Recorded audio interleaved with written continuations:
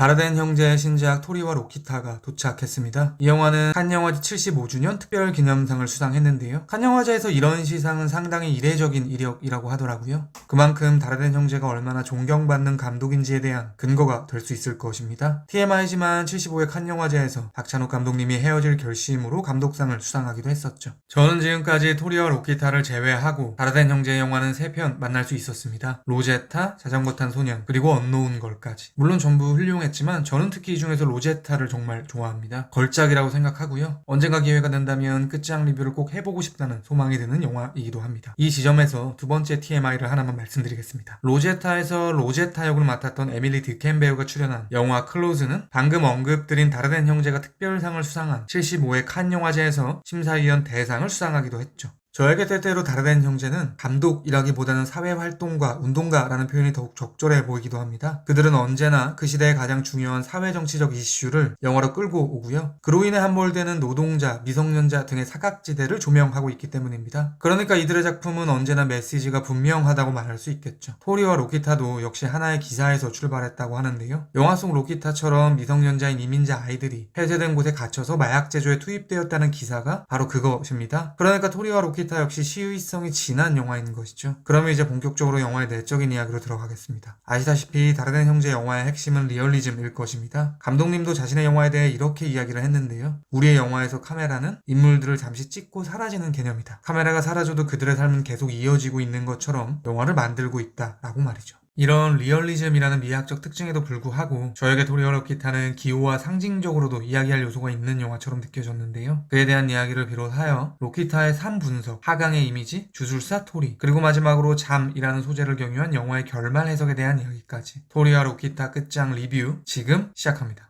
Je vous jure que c'est ma sœur. Sans elle, j'étais mort. Pourquoi moi j'ai mes papiers et elle, elle peut pas les avoir? T'inquiète, va, il y en a 10.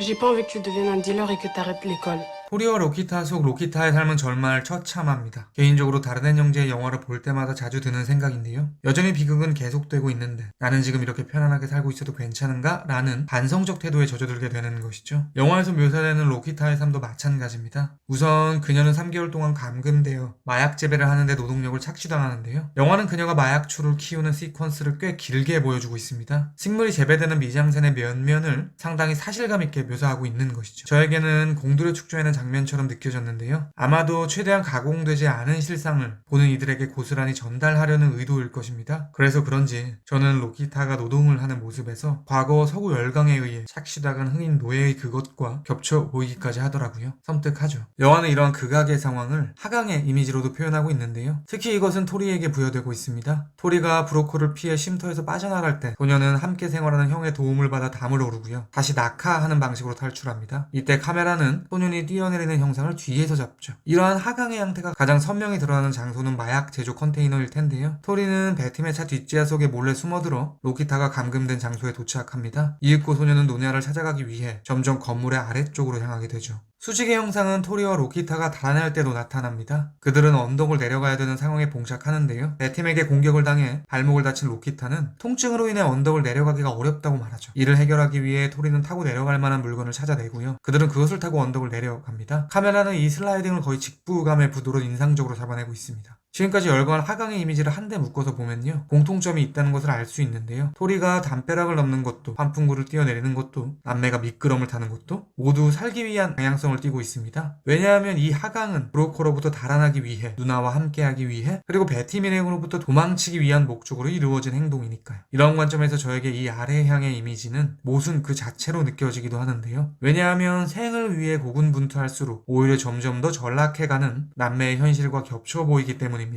한 발 더 밀고 나가 저는 토리가 로키타를 만나기 위해 나아가는 컨테이너의 통로가 환풍구라는 설정도 인상 깊었는데요. 환풍구라는 것은 밀폐된 건물의 숨쉴 틈일 것입니다. 그러니까 비유적으로 말해 토리에게 로키타는 숨통인 것이죠. 그런데 숨통을 향해 나아가는 것이 결국 밀폐된 컨테이너에 갇히는 꼴이 되는 것이니 역시 진한 아이러니를 머금고 있는 것이죠. 그러면 이제 챕터 1의 마지막으로 토리에 대한 이야기를 조금 더 드리도록 하겠습니다. 저에게 흥미로운 설정 중 하나는 토리가 과거에 착취당한 것으로 나오는 노동이 주술행위라는 지점인데요. 결론부터 말씀드리겠습니다. 저에게는 영화가 토리에게 약간의 초인적인 아우라를 부여하고 있는 것처럼 느껴집니다. 오해하시면 안 되는 게 신의 염력을 사용한다거나 신의 자장 속에 있는 판타지적 인물이란 뜻은 아니고요. 토리가 로키타에게만큼은 일종의 구원자처럼 기능하고 있다는 뜻입니다.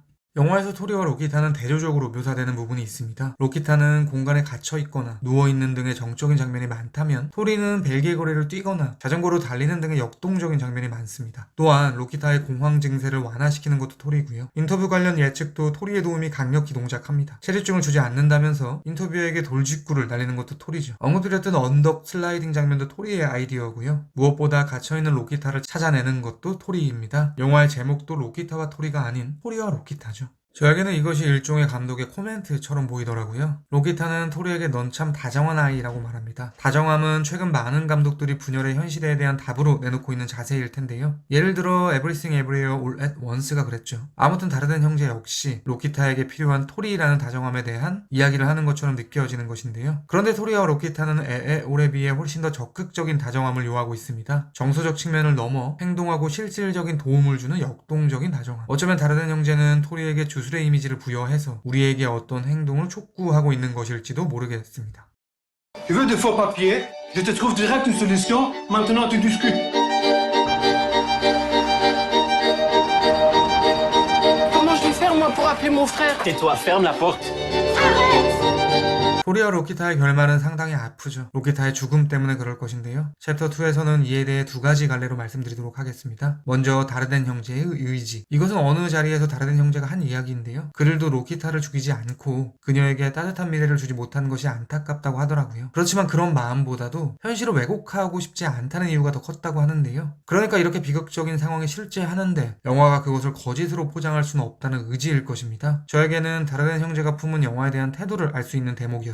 그런데 이러한 관점에서 본다면 로키타가 죽기 직전의 장면도 인상 깊습니다. 로키타는 토리를 숨기고 히치하이킹을 하죠. 벨기에 현지인이 운전하는 것처럼 보이는 차 몇 대가 지나가는데요. 어떤 차는 도와줄 것처럼 하다가 동생이 있다고 하니 그냥 가버리기도 하고요. 아예 무시해버리는 차도 있습니다. 저에게는 이것이 이렇게 보이는 거예요. 이민자들에게 무관심한, 그러니까 외연에서 보기에는 큰 영향성이 없어 보이는 원주민들의 행동이 어쩌면 나비 효과가 되어 로키타와 같은 미성년 이민자들을 죽일 수도 있다라고 말이죠. 여기까지는 다르덴 형제가 실제로 거론했던 말에 의거한 결말 해석이었고요. 다음은 결말에 대한 철저히 저의 개인적인 관점입니다. 결론부터 말씀드리겠습니다. 저에게는 로키타의 죽음이 디스토피아적 구원처럼 보이기도 합니다. 영화가 시작되면 로키타가 인터뷰를 하는 장면이 나오는데요. 직후 그녀는 쉼터로 돌아오는 버스에서 잠이 듭니다. 쉼터에 도착해서도 침대에 누워 잠이 드는 장면이 이어지죠. 흥미로운 점은 영화에서 로키타가 수면을 취하는 모습이 초반부의 이 장면들 외에는 없다는 사실입니다. 그녀는 영화 내내 노동을 하지만 밤이 되어도 침대에 누워 골몰이 생각에 빠질 뿐 잠에 드는 장면은 없습니다. 수면이라는 것은 결국 낮 시간에 행했던 노동에 대한 회복의 의미가 있을 텐데요. 아이러니하게도 로키타에게 잠은 노동이 아닌 인터뷰 후에 이루어지는 것입니다. 이에 대해 저는 두 가지 관점으로 생각을 해봤습니다. 우선 정말로 인터뷰 동안 들키지 않게 연기를 해야 되기 때문에 정신적으로 고됐을 것이다. 두 번째는 조금 디테일하게 말씀드리면요. 영화가 시작되면서 나오는 인터뷰는 제가 보기에는 꽤 전향적인 방향으로 진행되고 있는 것처럼 보입니다. 그러니까 조금만 더 잘하면 토리와 남매로 인정받을 수 있을 것처럼 그려지는 것이죠. 즉 상황이 긍정적으로 흐른 뒤에는 로키타가 잠이 드는 것이고요. 부정적으로 흐르는 노동의 시간 뒤에는 오히려 잠을 이루지 못하는 것입니다. 이런 관점에서 본다면 그녀가 영화의 초반 이후에는 잠을 이루지 못한다는 설정은 결국 삶의 대부분이 부정적으로 점철되어 있다는 은유로 보이기도 하는 것이죠.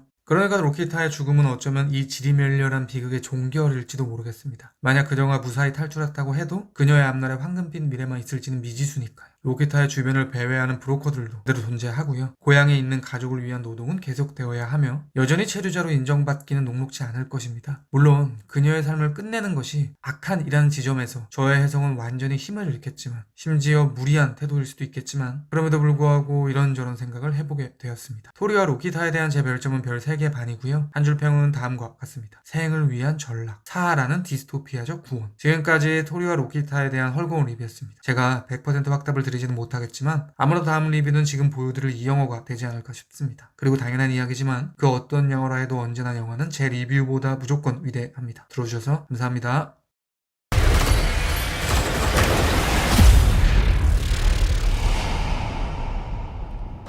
너 뭐야? 택배 기사.